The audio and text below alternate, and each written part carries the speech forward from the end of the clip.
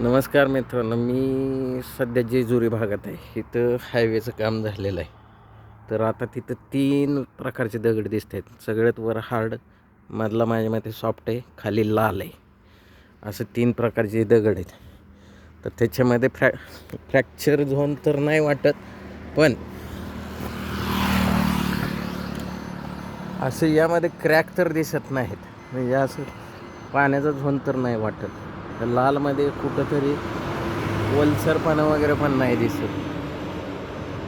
बऱ्याच ठिकाणी म्हणलं जाते की लालमध्ये ओलसर म्हणजे पाणी लागतं वगैरे वगैरे.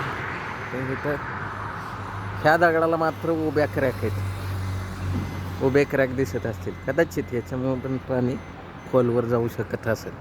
प्रॉब्लेम हाच होत असणार आहे ह्या हार्ड पाशाना, की पाणी ह्या अशा उभ्या क्रॅकमुळं खाली जात असू शकते. तर हे पाणी खाली सरकण्याचं एक ठिकाण असू शकते. जिथं बघाल तिथं तुम्हाला बऱ्यापैकी उभे क्रॅक दिसतील. धन्यवाद.